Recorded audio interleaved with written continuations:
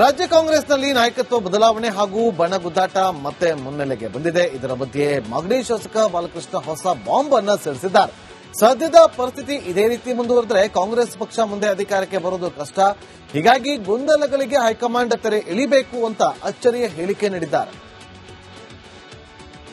ಪಟೇಲ್ ಚರ್ಚೆ ಆಗಿದ್ದ ವಿಚಾರ ಏನು ಅಂತಂದ್ರೆ, ಇವತ್ತಿನ ಸ್ಥಿತಿನಲ್ಲಿ ನಮ್ಮ ಪಾರ್ಟಿ ಇವತ್ತಿನ ಸ್ಥಿತಿಯಲ್ಲಿ ಮುಂದುವರ್ಕೊಂಡು ಹೋದ್ರೆ ನಮ್ಮ ಪಾರ್ಟಿ ಮುಂದೆ ಸರ್ಕಾರ ಬರೋದು ಕಷ್ಟ. ಏನಾದ್ರೂ ಇದಕ್ಕೊಂದು ಹೈಕಮಾಂಡ್ ಅಂತಿಮವಾದಂತಹ ರೂಪವನ್ನ ಎಳಿಬೇಕು, ಅದನ್ನ ಎಳಿಬೇಕು ಅಂತ ಒತ್ತಾಯ ಮಾಡ್ಬೇಕು ನಾವು ಅಂತ. ನೋಡಿ, 2028ಕ್ಕೆ ಗೆಲ್ಲೋದಿಲ್ಲ, 2028ಕ್ಕೆ ಧೂಳಿಪಟ ಆಗುತ್ತೆ, 2028ಕ್ಕೆ ಸಮಸ್ಯೆ ಆಗುತ್ತೆ, ಇದೆಲ್ಲ ಚರ್ಚೆಗಳು ಆಗ್ತಾ ಇರೋದು ಏನು ಗೊತ್ತಾ? ಇವತ್ತು ಕುರ್ಚಿ ಕಾಳಗದ ವಿಚಾರ.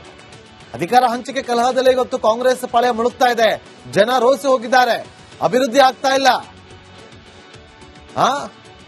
ನಿವ್ವಳ ಸಾಲವೇ ಹೆಚ್ಚಾಗ್ತಾ ಇದೆ. ರಾಜ್ಯದ ಜನ ಏನು ದಡ್ಡು ಅಂತ ಅನ್ಕೊಂಡ್ಬಿಟ್ಟಿದಾರ?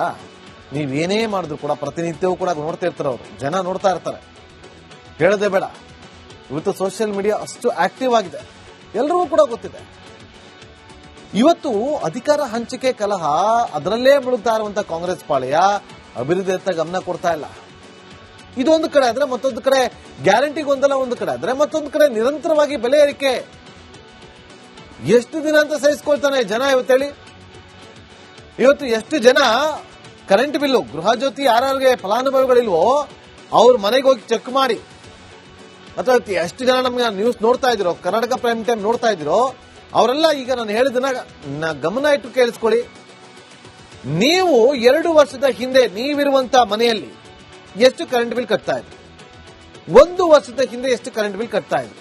ಇವತ್ತು ಎಷ್ಟು ಬಿಲ್ ಕಟ್ತಾ ಇದ್ರಿ? ಪ್ರಾಕ್ಟಿಕಲ್ ಆಗಿ ನಾನು ಹೇಳ್ತಾ ಇರೋದು, ಚೆಕ್ ಮಾಡಿ. ನಿಮಗ್ ಗೊತ್ತೇ ಆಗಲ್ಲ. ಅಯ್ಯೋ ಇರ್ಬೋದೇನೋ, ನೀವೇನ್ ಅನ್ಕೋತೀರಿ? ಮನೆಯಲ್ಲಿ ಅಜ್ಜಿನೋ ತಾತನೋ ಅತ್ತೆನೋ ಮಾವನೋ ಅಪ್ಪ ಅಮ್ಮನೋ ಯಾರೋ ಇದ್ರೆ, ಅಪ್ಪ ಎಲ್ಲ ಜಾಸ್ತಿ ಫ್ಯಾನ್ ಹಾಕೊಂಡಿರ್ಬೇಕು, ಅಜ್ಜಿ ಎಲ್ಲ ಜಾಸ್ತಿ ವಾಷಿಂಗ್ ಮಿಷಿನ್ ಯೂಸ್ ಮಾಡಿರ್ಬೇಕು, ಅದಕ್ಕೋಸ್ಕರ ಕರೆಂಟ್ ಬಿಲ್ ಜಾಸ್ತಿ ಬಂದೆ ಅಂತ ನೀವು ಅಂದ್ಕೊಳ್ತಾ ಇದ್ದೀರಾ. ಕರೆಕ್ಟಾಗಿ ಚೆಕ್ ಮಾಡಿ, ಗೊತ್ತಾಗುತ್ತೆ ನಿಮ್ಗೆ. ಇಡೀ ತಿಂಗಳು ನೀವು ಏನು ಯೂಸೇ ಮಾಡಬೇಡಿ, ಮನೆ ಬಿಟ್ಟು ಎಲ್ಲರೂ ಒಂದು ಹೊರಗಡೆ ಹೋಗ್ಬಿಟ್ಟು ಬನ್ನಿ, ಆದ್ರೂ ಕೂಡ ನಿಮ್ಮ ಮನೆ ಕರೆಂಟ್ ಬಿಲ್ ಬಂದಿರುತ್ತೆ ಜಾಸ್ತಿ.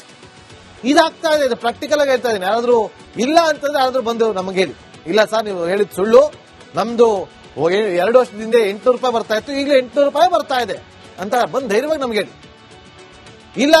ಇಲ್ಲ ಸರ್ ನೀವು ಹೇಳಿದ್ ಸರಿ, ನಾವು 2 ವರ್ಷದಿಂದ 800 ರೂಪಾಯಿ ಕಟ್ತಾ ಇದ್ವಿ, ಇವತ್ತು ಅದೇ ಮನೆಯಲ್ಲಿದ್ದೀವಿ, ಅಷ್ಟೇ ಜನ ಇದ್ದೀವಿ, ಕರೆಂಟ್ ಕಡಿಮೆ ಯೂಸ್ ಮಾಡ್ತೀವಿ, ಆದ್ರೂ 3,000-4,000 ಬಿಲ್ ಬರುತ್ತೆ ಅಂತ ಹೇಳ್ತಾರೆ ಜನ.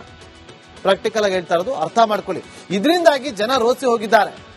ಇದೆಲ್ಲದರ ಮಧ್ಯೆ ಸಿದ್ದರಾಮಯ್ಯ ಅವರನ್ನ ಕೆಳಗೆ ಇಳಿಸುತ್ತಾ ಹೈಕಮಾಂಡ್? ಇದೊಂದು ಪ್ರಶ್ನೆ ಉದ್ಭವ ಆಗುತ್ತೆ. ಅಂತ ಒಂದು ರಿಸ್ಕ್ ಅನ್ನು ತೆಗೆದುಕೊಳ್ಳೋದಕ್ಕೆ ಸಿದ್ಧರಿದ್ದಾರ ಹೈಕಮಾಂಡ್?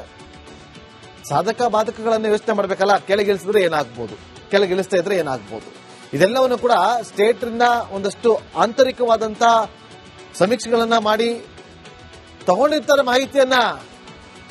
ಇವತ್ತು ಏನ್ ಹೇಳುತ್ತೆ? 2028ಕ್ಕೆ ಹೊಡೆತ ಬೀಳುತ್ತೆ ಸಿದ್ದರಾಮಯ್ಯ ಅವರನ್ನ ಏನಾದ್ರೂ ಕೆಳಗಿಳಿಸಿದ್ರೆ. ನೋಡಿ, ತಂತಾನೆ ಸಿದ್ದರಾಮಯ್ಯ ಅವರನ್ನ ಕೆಳಗಿಳಿಸೋದಕ್ಕೆ ಸಾಧ್ಯವೇ ಇಲ್ಲ. ಇವತ್ತು ಸಿದ್ದರಾಮಯ್ಯ ಅವರನ್ನ ನೀವು ಕೆಳಗಿಳಿರಿ ಅಂತ ಹೇಳಿ ಬಲವಂತದಿಂದ ಕೆಳಗಿಳಿಸೋದಕ್ಕಂತೂ ಸಾಧ್ಯವೇ ಇಲ್ಲ. ಈ ರಿಸ್ಕ್ ನ ಹೈಕಮಾಂಡ್ ತೆಗೆದುಕೊಳ್ಳೋದಕ್ಕೆ ಸುತಾರಾಮ್ ಸಿದ್ಧ ಇಲ್ಲ. ಸಿದ್ದರಾಮಯ್ಯ ಒಪ್ಕೊಂಡು ನಾನು ಖುಷಿಯಾಗಿ ಬಿಟ್ಕೊಡ್ತೀನಿ, ಡಿ.ಕೆ. ಶಿವಕುಮಾರ್ ಅವರಾಗ್ಲಿ, ನಾನು ಖುಷಿಯಾಗಿ ಬಿಟ್ಕೊಡ್ತೀನಿ ಅಂತ ಹೇಳಿದ್ರೆ ಮಾತ್ರ ಏನು ಸಮಸ್ಯೆ ಆಗಲ್ಲ. ನೋಡಿ, ಯಾಕೆ ಅಂತಂದ್ರೆ 2013ರಲ್ಲಿ ಪದೇ ಸಿಎಂ ಅನ್ನ ಬದಲಿಸಿತ್ತು ಕೇಸರಿ ಸೇನೆ ಬಿಜೆಪಿ ಪಾಳ್ಯದಲ್ಲಿ. ಬಿಎಸ್ ಯಡಿಯೂರಪ್ಪ ಅವರನ್ನ ಕೆಳಗಿಳಿಸಿ ಸದಾನಂದ ಗೌಡ ಅವರಿಗೆ ಪಟ್ಟವನ್ನ ಕಟ್ಟಿದಂತ ಬಿಜೆಪಿ. ನೋಡಿ, ಪ್ರಾಕ್ಟಿಕಲ್ ಆಗಿ ಯೋಚನೆ ಮಾಡ್ತಾ ಇದೆ. ನೋಡಿ, ಅರ್ಥ ಮಾಡ್ಕೊಳ್ಳಿ. 2013ರಲ್ಲಿ ಪದೇ ಸಿಎಂ ಅನ್ನ ಬದಲಿಸಿತ್ತು ಕೇಸರಿ ಸೇನೆ. ಆಗ ಸದಾನಂದ ಗೌಡರಿಗೆ ಪಟ್ಟವನ್ನ ಕಟ್ಟಿ ಸದಾನಂದ ಗೌಡರನ್ನು ಕೂಡ ಕೆಳಗಿಳಿಸಿ ಜಗದೀಶ್ ಶೆಟ್ಟರ್ ಅವರಿಗೆ ಸಿಎಂ ಪಟ್ಟವನ್ನ ಕಟ್ಟುತ್ತೆ ಬಿಜೆಪಿ. ಆಗೇನಾಯ್ತು? 2013 ಚುನಾವಣೆಯಲ್ಲಿ 3 ಭಾಗ ಆಗೋಯ್ತು. ಅದರಲ್ಲಿ ಬಿಡಿ, ಸೋಲ್ತು. ಸಿದ್ದರಾಮಯ್ಯವರು ಮತ್ತೆ ಒಳ್ಳೆ ರೀತಿಯಲ್ಲಿ ಅಧಿಕಾರವನ್ನು ನಡೆಸಿಕೊಂಡು ಬಂದ್ರು. 5 ವರ್ಷ ಯಾವುದೇ ಸಮಸ್ಯೆ ಇಲ್ಲದೆ ಭ್ರಷ್ಟಾಚಾರ ರಹಿತ ಸರ್ಕಾರವನ್ನು ನಡೆಸಿಕೊಂಡು ಬಂದ್ರು ಸಿದ್ದರಾಮಯ್ಯವರು. ಅದ ಕಾರಣ ಏನು? ಕೇಸರಿ ಸೇನೆ ಅವತ್ತು ಮಾಡಿಕೊಂಡಂತೆ ಎಡವಟ್ಟೆ. 2021ರಲ್ಲಿ ಏನ್ ಮಾಡ್ತು ಬಿಜೆಪಿ?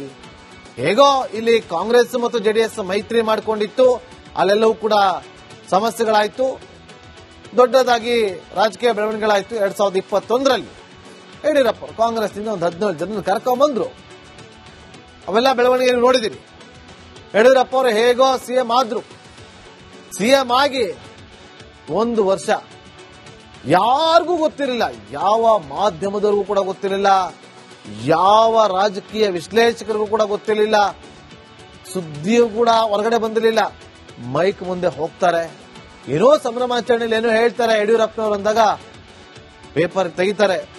ನಾನು 1 ವರ್ಷ ಕಳೆದಿದ್ದೀನಿ, ಯಾರು ಬೇಜಾರು ಮಾಡ್ಕೋಬಾರ್ದು, ಕಾರ್ಯಕರ್ತರು ಯಾರು ಬೇಸರವನ್ನ ಮಾಡ್ಕೋಬಾರ್ದು, ನಾನೀಗ ಈ ಭಾಷಣ ಮುಗಿಸಿ ನೇರವಾಗಿ ರಾಜಭವನಕ್ಕೆ ಹೋಗ್ತೀನಿ, ರಾಜ್ಯಪಾಲರಿಗೆ ನಾನು ನನ್ನ ಸಿಎಂ ಸ್ಥಾನಕ್ಕೆ ರಾಜೀನಾಮೆಯನ್ನು ಕೊಟ್ಟು ಬರ್ತೀನಿ ಅಂತ ಹೇಳಿದ್ರು. ಎಲ್ಲ ಶಾಕ್ ಆಗೋದ್ರ ಆ ಟೈಮಲ್ಲಿ, ಎಲ್ಲರೂ ಶಾಕ್, ನಂಬೋದಕ್ಕೆ ಅಸಾಧ್ಯ ಆಗೋಗಿತ್ತು. 2021ರಲ್ಲಿ ಆದಂತಹ ಬೆಳವಣಿಗೆ, ಆ ಒಂದು ಹೊಡೆತವಿತ್ತಲ್ಲ, ಯಡಿಯೂರಪ್ಪ ಅವರು ಕಣ್ಣೀರ್ ಹಾಕಿ ಅವತ್ತು ರಾಜಭವನಕ್ಕೆ ಹೋಗಿ ನಾನು ರಾಜೀನಾಮೆ ಕೊಡ್ತೀನಿ ನನ್ನ ಸಿಎಂ ಸ್ಥಾನಕ್ಕೆ ಅಂತ ಹೇಳಿದ್ರಲ್ಲ, ಅವತ್ತು ಲಿಂಗಾಯತ ಸಮುದಾಯ ಸಿಡಿದೆದ್ದೇಳ್ತು. ಅದರ ಪೆಟ್ಟು ಕೊಟ್ಟಿದ್ದು ಯಾವಾಗ ಅಂದ್ರೆ 2023ರ ಚುನಾವಣೆಯಲ್ಲಿ ಹೀನಾಯ ಸೋಲಾಯಿತು ಬಿಜೆಪಿಗೆ. ಇದು ಇಡೀ ರಾಜ್ಯದ ಜನರಿಗೆ ಗೊತ್ತಿದೆ, ಕಾಂಗ್ರೆಸ್ನ ಹೈಕಮಾಂಡ್ಗೂ ಕೂಡ ಇದು ಚೆನ್ನಾಗಿ ಗೊತ್ತು. ನಾವೇನಾದ್ರೂ ಹೀಗೆ ಮಾಡ್ಕೊಂಡ್ಬಿಟ್ರೆ 2028ರ ವಿಧಾನಸಭಾ ಚುನಾವಣೆಗೆ ನಮಗೂ ಇದೇ ಗತಿ ಅನ್ನೋದು ಚೆನ್ನಾಗಿ ಅರಿವಾಗಿದೆ ಹೈಕಮಾಂಡ್ಗೆ. ನೋಡಿ, ವೀರೇಂದ್ರ ಪಾಟೀಲ್ ಅವರನ್ನ 1 ವರ್ಷದಲ್ಲೇ ಕೆಳಗಿಳಿಸಲಾಗಿತ್ತು. ಆಗ ಅವ್ರನ್ನ ಹೇಗೆ ನಡೆಸ್ಕೊಂಡು ಲಿಂಗಾಯತರ ಬಗ್ಗೆ ಕಡಿಮೆ ಇದ್ರು, ಹೀನಾಯವಾಗಿ ಬೀಳ್ಕೊಡುಗೆ ಬೆನ್ನಲ್ಲೇ ಕೆರಳಿ ಕೆಂಡವಾಗಿದ್ರು ಲಿಂಗಾಯತ ಸಮುದಾಯದವರು. ಅವತ್ತು ದೂರ ಆದವರು ಇವತ್ತಿಗೂ ಕೂಡ ಕಾಂಗ್ರೆಸ್ ಜೊತೆ ಬರಲಿಲ್ಲ. ಯಡಿಯೂರಪ್ಪ ಅವ್ರನ್ನ ಕೆಳಗಿಳಿಸಿದಾಗೆ ಸ್ವಲ್ಪ ಲಿಂಗಾಯತ ಸಮುದಾಯ ಪೂರ್ತಿ ಕಾಂಗ್ರೆಸ್ ಕಡೆ ಒಲವನ್ನ ತೋರಿಸಿತ್ತು. ಈಗ ಅವತ್ತೆಲ್ಲ ಆದಂತಹ ಒಂದು ತಪ್ಪುಗಳನ್ನ ಮತ್ತೊಮ್ಮೆ ಮಾಡೋದಕ್ಕೆ ಸುತಾರಾಮ್ ಹೈಕಮಾಂಡ್ ರೆಡಿ ಇಲ್ಲ. ಇದೇ ಕಾರಣಕ್ಕೋಸ್ಕರ 2028 ತನಕ ಸಿದ್ದರಾಮಯ್ಯ ಸಿಎಂ ಆಗಿರ್ತಾರ, ಇದಕ್ಕೆ ಡಿಕೆ ಶಿವಕುಮಾರ್ ಸುಮ್ಮನೆ ಇರ್ತಾರ? ಎಲ್ಲದಕ್ಕೂ ಕೂಡ ಕಾಲವೇ ಉತ್ತರವನ್ನ ಕೊಡಬೇಕು. ಅದಕ್ಕೆ ಹೇಳಿದ್ರು ಕಾಲಾಯ ತಸ್ಮೈ ನಮಃ ಅಂತ. ಕಾದ್ ನೋಡ್ಬೇಕು ಯಾರು ಏನೆಲ್ಲ ಆಗತ್ತೆ ಅಂತೇಳಿ. ಆದ್ರೆ ಒಂದಂತೂ ಸತ್ಯ, ಗೊಂದಲ ಅಂತೂ ಸೃಷ್ಟಿಯಾಗಿದೆ, ಜನ ಅಂತೂ ರೋಸ ಹೋಗಿದ್ದಾರೆ. ಇವರ ಒಂದು ಕಿತ್ತಾಟದಿಂದಾಗಿ ಅಭಿವೃದ್ಧಿ ಅಂತೂ ಆಗ್ತಾ ಇಲ್ಲ, ಕುಂಠಿತ. ಜನ ಯಾರು ಒಪ್ಕೊಳ್ತಾ ಇಲ್ಲ, ಜನಕ್ಕೆ ಬೇಕಾಗಿರುವಂತಹ ಮೂಲಭೂತ ಸೌಕರ್ಯಗಳೇ ಸರಿಯಾಗಿ ಸಿಗ್ತಾ ಇಲ್ಲ. ಇನ್ನೇನೇನಾಗುತ್ತೋ ಮುಂದಿನ ದಿನ ಎಲ್ಲರೂ ಕೂಡ 2 ಕಣ್ಗಳನ್ನ ಬಿಟ್ಕೊಂಡು ನೋಡ್ಕೊಂಡು ಕಾಯ್ಕೊಂಡು ಕುತ್ಕೋಬೇಕಷ್ಟೇ. ಮುಂದಿನ ಸಿದ್ಧತೆ ಗಮನ ಕೊಡ. ರಾಜ್ಯ ಕಾಂಗ್ರೆಸ್ನಲ್ಲಿ ನಾಯಕತ್ವ ಬದಲಾವಣೆ ಹಾಗೂ ಬಣಗುದ್ದಾಟ ಮತ್ತೆ ಮುನ್ನೆಲೆಗೆ ಬಂದಿದೆ. ಇದರ ಮಧ್ಯೆ ಮಾಗಡಿ ಶಾಸಕ ಬಾಲಕೃಷ್ಣ ಹೊಸ ಬಾಂಬ್ ಅನ್ನ ಸಿಡಿಸಿದ್ದಾರೆ. ಸದ್ಯದ ಪರಿಸ್ಥಿತಿ ಇದೇ ರೀತಿ ಮುಂದುವರೆದ್ರೆ ಕಾಂಗ್ರೆಸ್ ಪಕ್ಷ ಮುಂದೆ ಅಧಿಕಾರಕ್ಕೆ ಬರೋದು ಕಷ್ಟ. ಹೀಗಾಗಿ ಗೊಂದಲಗಳಿಗೆ ಹೈಕಮಾಂಡ್ ತೆರೆ ಎಳಿಬೇಕು ಅಂತ ಅಚ್ಚರಿಯ ಹೇಳಿಕೆ ನೀಡಿದ್ದಾರೆ. ಪಟೇಲ್ ಚರ್ಚೆ ಆಗಿದ್ದ ವಿಚಾರ ಏನು ಅಂತಂದ್ರೆ, ಇವತ್ತಿನ ಸ್ಥಿತಿನಲ್ಲಿ ನಮ್ಮ ಪಾರ್ಟಿ ಇವತ್ತಿನ ಸ್ಥಿತಿಯಲ್ಲಿ ಮುಂದುವರ್ಕೊಂಡು ಹೋದ್ರೆ ನಮ್ಮ ಪಾರ್ಟಿ ಮುಂದೆ ಸರ್ಕಾರ ಬರೋದು ಕಷ್ಟ. ಏನಾದ್ರೂ ಇದಕ್ಕೊಂದು ಹೈಕಮಾಂಡ್ ಅಂತಿಮವಾದಂತ ರೂಪವನ್ನ ಎಳಿಬೇಕು, ಅದನ್ನ ಎಳಿಬೇಕು ಅಂತ ಒತ್ತಾಯ ಮಾಡ್ಬೇಕು ನಾವು ಅಂತ. ನೋಡಿ, 2028ಕ್ಕೆ ಗೆಲ್ಲೋದಿಲ್ಲ, 2028ಕ್ಕೆ ಧೂಳಿಪಟ ಆಗುತ್ತೆ, 2028ಕ್ಕೆ ಸಮಸ್ಯೆ ಆಗುತ್ತೆ. ಇದೆಲ್ಲ ಚರ್ಚೆಗಳು ಆಗ್ತಾ ಇರೋದು ಏನಕ್ಕೆ ಗೊತ್ತಾ? ಇವತ್ತು ಕುರ್ಚಿ ಕಾಳಗದ ವಿಚಾರ, ಅಧಿಕಾರ ಹಂಚಿಕೆ ಕಲಹದಲ್ಲೇ ಇವತ್ತು ಕಾಂಗ್ರೆಸ್ ಪಾಳ್ಯ ಮುಳುಗ್ತಾ ಇದೆ. ಜನ ರೋಸಿ ಹೋಗಿದ್ದಾರೆ, ಅಭಿವೃದ್ಧಿ ಆಗ್ತಾ ಇಲ್ಲ, ನಿವ್ವಳ ಸಾಲವೂ ಹೆಚ್ಚಾಗ್ತಾ ಇದೆ. ರಾಜ್ಯದ ಜನ ಏನು ದಡ್ರು ಅಂತ ಅನ್ಕೊಂಡ್ಬಿಟ್ಟಿದಾರ? ನೀವೇನೇ ಮಾಡಿದ್ರು ಕೂಡ ಪ್ರತಿನಿತ್ಯವೂ ಕೂಡ ನೋಡ್ತಾ ಇರ್ತಾರೆ, ಅವರು ಜನ ನೋಡ್ತಾ ಇರ್ತಾರೆ. ಹೇಳೋದೇ ಬೇಡ, ಇವತ್ತು ಸೋಷಿಯಲ್ ಮೀಡಿಯಾ ಅಷ್ಟು ಆಕ್ಟಿವ್ ಆಗಿದೆ, ಎಲ್ಲರಿಗೂ ಕೂಡ ಗೊತ್ತಿದೆ. ಇವತ್ತು ಅಧಿಕಾರ ಹಂಚಿಕೆ ಕಲಹ ಅದರಲ್ಲೇ ಮುಳುಗ್ತಾ ಇರುವಂತಹ ಕಾಂಗ್ರೆಸ್ ಪಾಳ್ಯ ಅಭಿವೃದ್ಧಿಯತ್ತ ಗಮನ ಕೊಡ್ತಾ ಇಲ್ಲ. ಇದೊಂದು ಕಡೆ ಆದ್ರೆ ಮತ್ತೊಂದು ಕಡೆ ಗ್ಯಾರಂಟಿ ಗೊಂದಲ, ಒಂದು ಕಡೆ ಆದ್ರೆ ಮತ್ತೊಂದು ಕಡೆ ನಿರಂತರವಾಗಿ ಬೆಲೆ ಏರಿಕೆ. ಎಷ್ಟು ದಿನ ಅಂತ ಸಹಿಸ್ಕೊಳ್ತಾನೆ ಜನ? ಇವತ್ತೇಳಿ, ಇವತ್ತು ಎಷ್ಟು ಜನ ಕರೆಂಟ್ ಬಿಲ್ಲು, ಗೃಹ ಜ್ಯೋತಿ ಯಾರ್ಯಾರಿಗೆ ಫಲಾನುಭವಿಗಳಿಲ್ವೋ ಅವ್ರ ಮನೆಗೆ ಹೋಗಿ ಚೆಕ್ ಮಾಡಿ, ಅಥವಾ ಎಷ್ಟು ಜನ ನಮ್ಗೆ ನ್ಯೂಸ್ ನೋಡ್ತಾ ಇದಿರೋ, ಕರ್ನಾಟಕ ಪ್ರೈಮ್ ಟೈಮ್ ನೋಡ್ತಾ ಇದಿರೋ, ಅವರೆಲ್ಲ ಈಗ ನಾನು ಹೇಳಿದನ್ನ ಗಮನ ಇಟ್ಟು ಕೇಳಿಸ್ಕೊಳ್ಳಿ. ನೀವು 2 ವರ್ಷದ ಹಿಂದೆ ನೀವಿರುವಂತಹ ಮನೆಯಲ್ಲಿ ಎಷ್ಟು ಕರೆಂಟ್ ಬಿಲ್ ಕಟ್ತಾ ಇದ್ರಿ? 1 ವರ್ಷದ ಹಿಂದೆ ಎಷ್ಟು ಕರೆಂಟ್ ಬಿಲ್ ಕಟ್ತಾ ಇದ್ರಿ? ಇವತ್ತು ಎಷ್ಟು ಬಿಲ್ ಕಟ್ತಾ ಇದ್ರಿ? ಪ್ರಾಕ್ಟಿಕಲ್ ಆಗಿ ನಾನು ಹೇಳ್ತಾ ಇರೋದು, ಚೆಕ್ ಮಾಡಿ. ನಿಮಗ್ ಗೊತ್ತೇ ಆಗಲ್ಲ. ಅಯ್ಯೋ ಇರ್ಬೋದೇನೋ, ನೀವೇನ್ ಅನ್ಕೋತೀರಿ? ಮನೆಯಲ್ಲಿ ಅಜ್ಜಿನೋ ತಾತನೋ ಅತ್ತೆನೋ ಮಾವನೋ ಅಪ್ಪ ಅಮ್ಮನೋ ಯಾರೋ ಇದ್ರೆ, ಅಪ್ಪ ಎಲ್ಲೋ ಜಾಸ್ತಿ ಫ್ಯಾನ್ ಹಾಕೊಂಡಿರ್ಬೇಕು, ಅಜ್ಜಿಯೆಲ್ಲ ಜಾಸ್ತಿ ವಾಷಿಂಗ್ ಮಿಷಿನ್ ಯೂಸ್ ಮಾಡಿರ್ಬೇಕು, ಅದಕ್ಕೋಸ್ಕರ ಕರೆಂಟ್ ಬಿಲ್ ಜಾಸ್ತಿ ಬಂದೆ ಅಂತ ನೀವು ಅಂದ್ಕೊಳ್ತಾ ಇದ್ದೀರಾ. ಕರೆಕ್ಟಾಗಿ ಚೆಕ್ ಮಾಡಿ ಗೊತ್ತಾಗುತ್ತೆ ನಿಮ್ಗೆ. ಇಡೀ ತಿಂಗಳು ನೀವು ಏನು ಯೂಸೇ ಮಾಡಬೇಡಿ, ಮನೆ ಬಿಟ್ಟು ಎಲ್ಲರೂ ಒಂದು ಹೊರಗಡೆ ಹೋಗ್ಬಿಟ್ಟು ಬನ್ನಿ, ಆದ್ರೂ ಕೂಡ ನಿಮ್ಮ ಮನೆ ಕರೆಂಟ್ ಬಿಲ್ ಬಂದಿರುತ್ತೆ ಜಾಸ್ತಿ. ಇದಾಗ್ತಾ ಇದೆ, ಇದು ಪ್ರಾಕ್ಟಿಕಲ್ ಆಗಿ ಹೇಳ್ತಾ ಇದ್ದೀನಿ. ಯಾರಾದ್ರೂ ಇಲ್ಲ ಅಂತಂದ್ರೆ ಯಾರಾದ್ರೂ ಬಂದು ನಮಗೆ ಹೇಳಿ, ಇಲ್ಲ ಸರ್ ನೀವು ಹೇಳಿದ್ ಸುಳ್ಳು, ನಮ್ದು 2 ವರ್ಷದಿಂದ 800 ರೂಪಾಯಿ ಬರ್ತಾ ಇತ್ತು, ಈಗಲೇ 800 ರೂಪಾಯಿ ಬರ್ತಾ ಇದೆ ಅಂತ ಬಂದು ಧೈರ್ಯವಾಗಿ ನಮ್ಗೆ ಹೇಳಿ.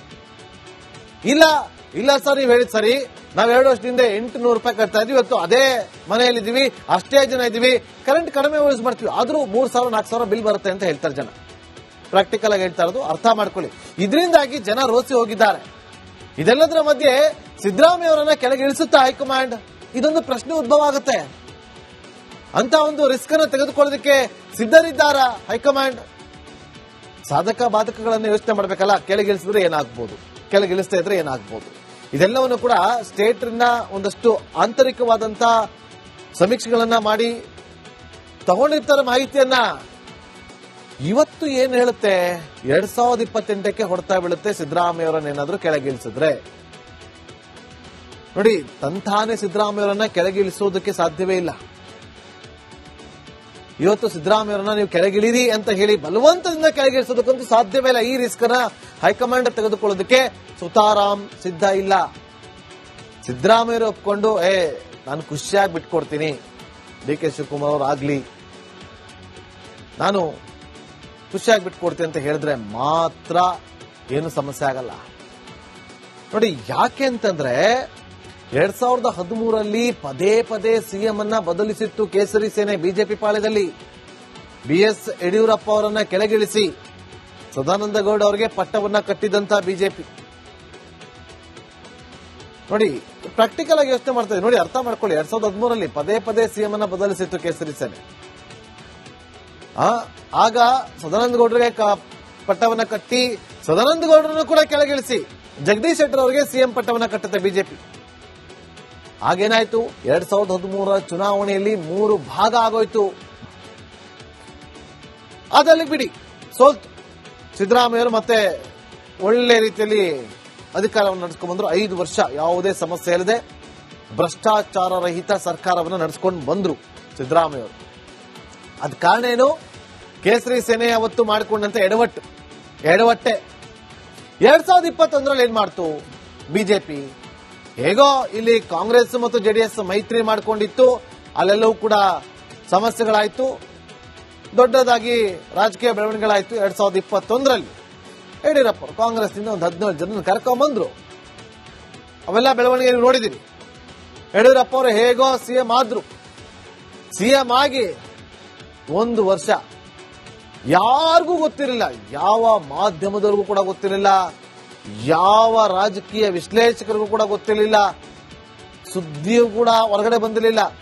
ಮೈಕ್ ಮುಂದೆ ಹೋಗ್ತಾರೆ, ಏನೋ ಸಂಭ್ರಮಾಚರಣೆಯಲ್ಲಿ ಏನೋ ಹೇಳ್ತಾರೆ ಯಡಿಯೂರಪ್ಪನವರು ಅಂದಾಗ ಪೇಪರ್ ತೆಗಿತಾರೆ.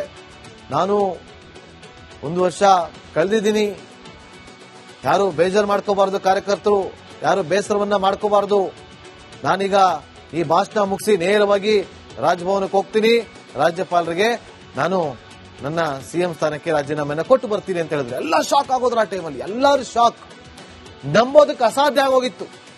2021ರಲ್ಲಿ ಆದಂತಹ ಬೆಳವಣಿಗೆ, ಆ ಒಂದು ಹೊಡೆತ ಇತ್ತಲ್ಲ, ಯಡಿಯೂರಪ್ಪ ಅವರು ಕಣ್ಣೀರ್ ಹಾಕಿ ಅವತ್ತು ರಾಜಭವನಕ್ಕೆ ಹೋಗಿ ನಾನು ರಾಜೀನಾಮೆ ಕೊಡ್ತೀನಿ ನನ್ನ ಸಿಎಂ ಸ್ಥಾನಕ್ಕೆ ಅಂತ ಹೇಳಿದ್ರಲ್ಲ, ಅವತ್ತು ಲಿಂಗಾಯತ ಸಮುದಾಯ ಸಿಡಿದೆದ್ದೇಳ್ತು. ಅದರ ಪೆಟ್ಟು ಕೊಟ್ಟಿದ್ದು ಯಾವಾಗ ಅಂದ್ರೆ 2023ರ ಚುನಾವಣೆಯಲ್ಲಿ ಹೀನಾಯ ಸೋಲಾಯಿತು ಬಿಜೆಪಿಗೆ. ಇದು ಇಡೀ ರಾಜ್ಯದ ಜನರಿಗೆ ಗೊತ್ತಿದೆ, ಕಾಂಗ್ರೆಸ್ನ ಹೈಕಮಾಂಡ್ಗೂ ಕೂಡ ಇದು ಚೆನ್ನಾಗಿ ಗೊತ್ತು. ನಾವೇನಾದ್ರೂ ಹೀಗೆ ಮಾಡ್ಕೊಂಡ್ಬಿಟ್ರೆ 2028ರ ವಿಧಾನಸಭಾ ಚುನಾವಣೆಗೆ ನಮಗೂ ಇದೇ ಗತಿ ಅನ್ನೋದು ಚೆನ್ನಾಗಿ ಅರಿವಾಗಿದೆ ಹೈಕಮಾಂಡ್ಗೆ. ನೋಡಿ, ವೀರೇಂದ್ರ ಪಾಟೀಲ್ ಅವರನ್ನ 1 ವರ್ಷದಲ್ಲೇ ಕೆಳಗಿಳಿಸಲಾಗಿತ್ತು. ಆಗ ಅವ್ರನ್ನ ಹೇಗೆ ನಡೆಸ್ಕೊಂಡ್ರು? ಲಿಂಗಾಯತರ ಬಗ್ಗೆ ಕಡಿಮೆ ಇದ್ರು, ಹೀನಾಯವಾಗಿ ಬೀಳ್ಕೊಡುಗೆ ಬೆನ್ನಲ್ಲೇ ಕೆರಳಿ ಕೆಂಡವಾಗಿದ್ರು ಲಿಂಗಾಯತ ಸಮುದಾಯದವರು. ಅವತ್ತು ದೂರ ಆದವರು ಇವತ್ತಿಗೂ ಕೂಡ ಕಾಂಗ್ರೆಸ್ ಜೊತೆ ಬರಲಿಲ್ಲ. ಯಡಿಯೂರಪ್ಪ ಅವರನ್ನ ಕೆಳಗಿಳಿಸಿದಾಗ ಸ್ವಲ್ಪ ಲಿಂಗಾಯತ ಸಮುದಾಯ ಪೂರ್ತಿ ಕಾಂಗ್ರೆಸ್ ಕಡೆ ಒಲವನ್ನ ತೋರಿಸಿತ್ತು. ಈಗ ಅವತ್ತೆಲ್ಲ ಆದಂತಹ ಒಂದು ತಪ್ಪುಗಳನ್ನ ಮತ್ತೊಮ್ಮೆ ಮಾಡೋದಕ್ಕೆ ಸುತಾರಾಮ್ ಹೈಕಮಾಂಡ್ ರೆಡಿ ಇಲ್ಲ. ಇದೇ ಕಾರಣಕ್ಕೋಸ್ಕರ 2028 ತನಕ ಸಿದ್ದರಾಮಯ್ಯ ಸಿಎಂ ಆಗಿರ್ತಾರ. ಇದಕ್ಕೆ ಡಿ ಕೆ ಶಿವಕುಮಾರ್ ಸುಮ್ಮನೆ ಇರ್ತಾರ? ಎಲ್ಲದಕ್ಕೂ ಕೂಡ ಕಾಲವೇ ಉತ್ತರವನ್ನ ಕೊಡಬೇಕು. ಅದಕ್ಕೆ ಹೇಳುದು ಕಾಲಾಯ ತಸ್ಮೈ ನಮಃ ಅಂತ ಕಾದ್ ನೋಡ್ಬೇಕು ಯಾರು ಏನೆಲ್ಲ ಆಗತ್ತೆ ಅಂತೇಳಿ. ಆದ್ರೆ ಒಂದಂತೂ ಸತ್ಯ, ಗೊಂದಲ ಅಂತೂ ಸೃಷ್ಟಿಯಾಗಿದೆ. ಜನ ಅಂತೂ ರೋಸ ಹೋಗಿದ್ದಾರೆ. ಇವರ ಒಂದು ಕಿತ್ತಾಟದಿಂದಾಗಿ ಅಭಿವೃದ್ಧಿ ಅಂತೂ ಆಗ್ತಾ ಇಲ್ಲ, ಕುಂಠಿತ. ಜನ ಯಾರು ಒಪ್ಕೊಳ್ತಾ ಇಲ್ಲ. ಜನಕ್ಕೆ ಬೇಕಾಗಿರುವಂತಹ ಮೂಲಭೂತ ಸೌಕರ್ಯಗಳೇ ಸರಿಯಾಗಿ ಸಿಗ್ತಾ ಇಲ್ಲ. ಇನ್ನೇನೇನಾಗುತ್ತೋ ಮುಂದಿನ ದಿನ ಎಲ್ಲರೂ ಕೂಡ ಎರಡು ಕಣ್ಗಳನ್ನ ಬಿಟ್ಕೊಂಡು ನೋಡ್ಕೊಂಡು ಕಾಯ್ಕೊಂಡು ಕುತ್ಕೋಬೇಕಷ್ಟೇ. ಮುಂದಿನ ಸುದ್ದಿ ಗಮನ ಕೊಡಿ.